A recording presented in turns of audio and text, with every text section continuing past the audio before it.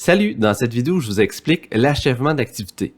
À gauche de mon écran, j'ai une version enseignant qui va nous permettre justement d'aller configurer les activités et vous montrer comment faire. Et à droite de l'écran, c'est la version étudiante qui va vous montrer justement comment l'étudiant peut interagir en fonction de l'achèvement d'activité. L'achèvement d'activité, c'est vraiment d'avoir des conditions pour dire ben j'ai achevé une activité. Donc j'ai terminé ou j'ai complété l'activité en question. Ou on peut ne pas avoir d'achèvement d'activité. Donc à droite de l'écran, vous voyez dans le chapitre 2, l'élève a une première activité et là, on n'a rien, on n'a pas de bouton pour dire qu'on peut terminer l'activité comme celle, la citoyenneté numérique. Vous voyez, c'est écrit marqué comme terminé. Donc l'élève ici, il n'a pas vraiment à achever l'activité en question. Donc à quoi ça sert? Ça dépend de la configuration de votre cours. Ça peut être une ressource supplémentaire que vous vous dites, ben, si l'élève veut aller la consulter, tant mieux, mais moi, ça fait pas partie de l'achèvement des activités, donc dans le visuel que je veux voir, que l'élève a consulté l'activité. Donc, je vais vous montrer clairement que la citoyenneté du numérique, le quiz en tant que tel, vont faire partie des rapports d'achèvement. Donc, à gauche de l'écran, je vais me diriger dans l'administration du cours, dans la section rapport et dans la section achèvement d'activité, et vous allez voir que pour l'étudiant, il y a plusieurs activités. Donc, les activités pour l'étudiant qui ont été réalisées vont avoir un petit crochet. Et vous voyez ici là, la citoyenneté numérique. Donc, c'est l'activité en question, mais vous voyez juste avant, page être conscient, ben c'est pas la page les licences et l'utilisation. Donc, vous voyez que l'activité ici en question ne fait pas, n'apparaît pas à l'intérieur de l'achèvement des activités. Donc, admettons qu'on voudrait qu'elle fasse partie de l'achèvement des activités, ben, je vais vous montrer comment faire.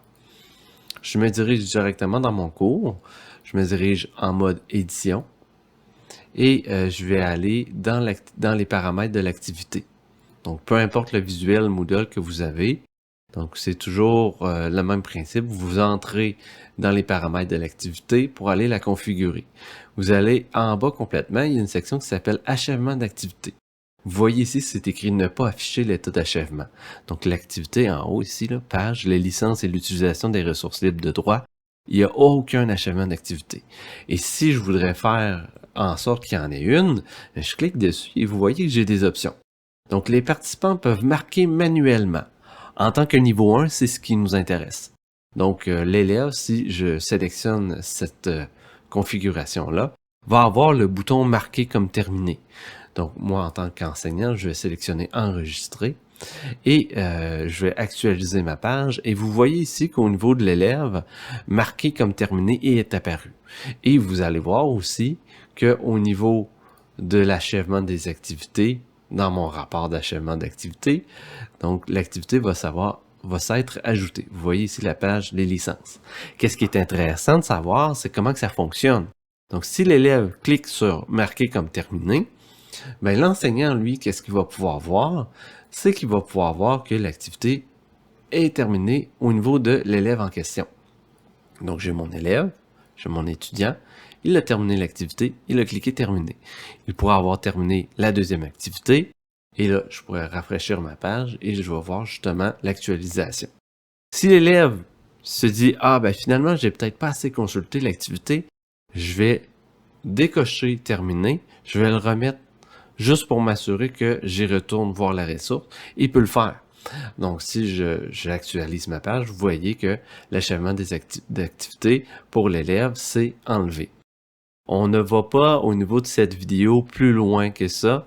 Donc, visuellement, à droite, vous voyez qu'il y a un quiz qui a plusieurs conditions pour l'achèvement d'activité. Dans le quiz, ici, on veut que l'élève ait consulté la ressource et en plus avoir reçu une note. Mais dans cette vidéo-ci, on ne va pas jusque-là, donc ça va être de niveau 2. Sur ce, bonne configuration d'achèvement d'activité.